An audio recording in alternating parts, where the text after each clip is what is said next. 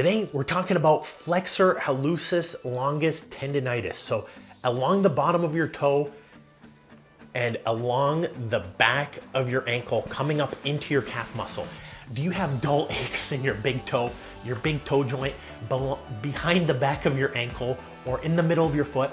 It can hurt those three areas. So we're gonna show you how to take care of your flexor hallucis longus. That's a mouthful, but we're gonna show you how to pronounce it properly and how to treat it.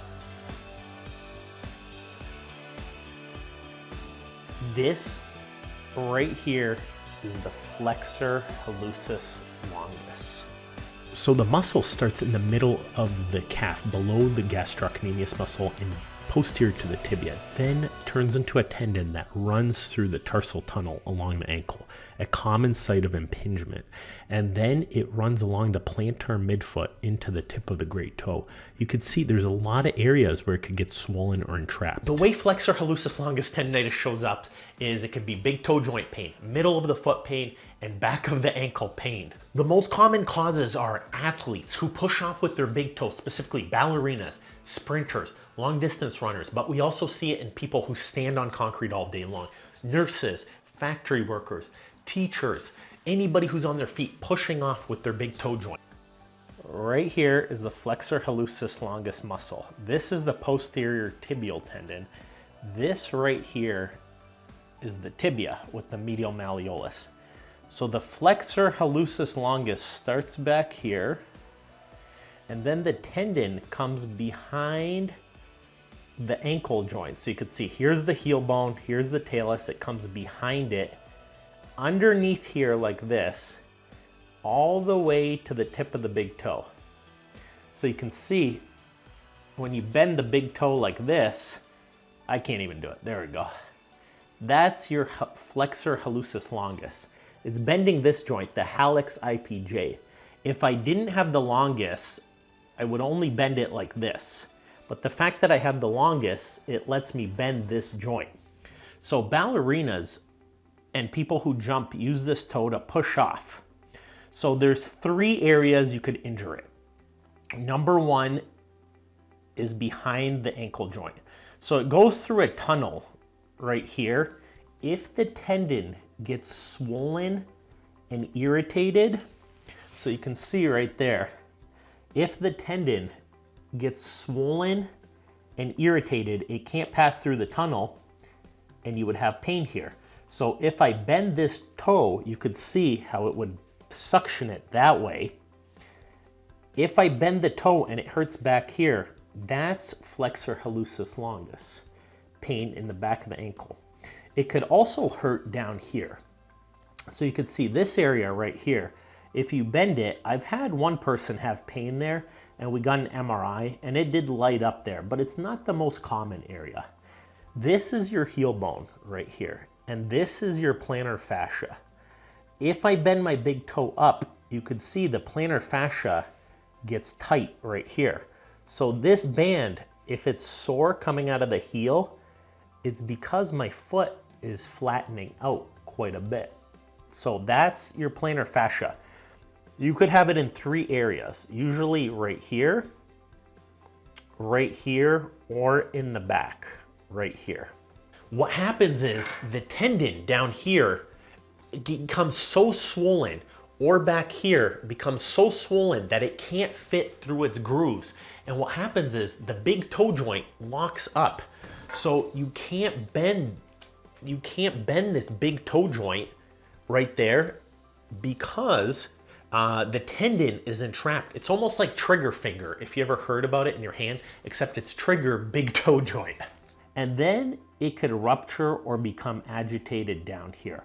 But if you're having pain down here, click on our guide for turf toe, and underneath here you have two bones called your sesamoids. So you can see two little bones right there. This is your plantar fascia right here, but right here you have your sesamoids, your flexor hallucis longus, and then big toe joint pain.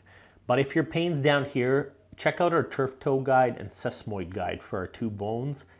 But right here, flexor hallucis longus is not the most common cause. Right here, it's not the most common cause. Your plantar fascia is most likely the #1 cause. If your plantar fascia, so your heel and your arch, this whole purple band's hurting, click on our guide up here. Where you really feel flexor hallucis longus tendinitis is usually back here, and you can test that by bending your big toe up. Another thing that can happen back here is on the back of your talus, you could have something called your os trigonum. So this area is your talus, and back here is your os trigonum syndrome.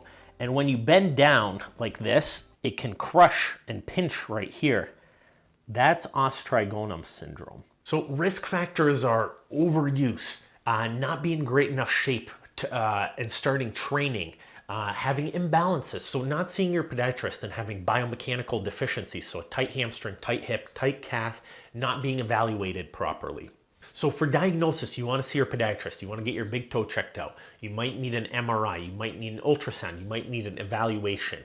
So here's the treatment. So number one, if you have a severe injury, make sure you get checked out, but you want to immobilize it. So sometimes starting off in a boot for a week or two, if it's severe pain, can really cool it down. So that's common sense though. Just let it cool down, use some ice, use potentially some anti-inflammatories. You get some massage going. That can all really help. I'm a big fan of massage. So specifically, using a massage roller stick back here. So specifically, pretend that this is your leg. Oh yeah, I'm massage rolling the back of my flexor hallucis longus and in the calf muscle. That works well. What that does is that can milk some of that fluid out of there, get that swelling down, and let you start moving a little bit more properly.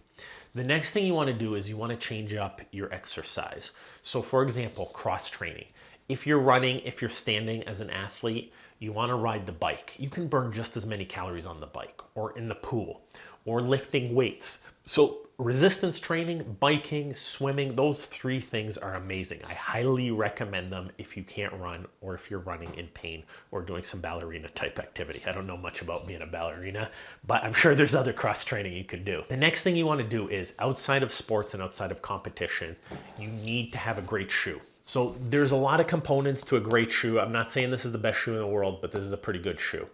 A lot of the times, if you're a factory worker getting a great boot, if you're a nurse getting a great running shoe, if you're an athlete getting better shoes, you want to get a good shoe that prevents you from rocking and rotating, and a nice midsole rocker where you don't have to push off as much with your big toe joint. This is our recommended shoe guide for minimalist shoes and heavy duty maximalist shoes and everything in between. The next thing you want to do is have a great orthotic in there. So you can see the orthotic will hold your foot a lot more stable. So as you walk, it rolls across the front a little bit better. You're not having to use your big toe joint as much. If I had to estimate, this is my unscientific estimation, like 50% relief. So outside of your sports and activity, you're really relieving that muscle. So with a good shoe, a good insert, you're cross training now, 4 to 6 weeks are needed for about 50% improvement. If that's still not doing it, I recommend a compression ankle brace. Or number 2, a stability ankle brace is even stronger, but a stability ankle brace might be overkill because it's hard to get on. You got to do a lot of straps and laces. As a result, most people don't wear it and it's more uncomfortable. The compression brace is a great ease in. If you like that but want more stability, then move to the more stability brace. So the bottom line is it takes 4 to 6 weeks to get 50% better with good shoes, good orthotics, cross training. It takes about 3 months to get about 75 to 90% better. And that's when you can really start getting back into the sport if you're having chronic irritation and problems.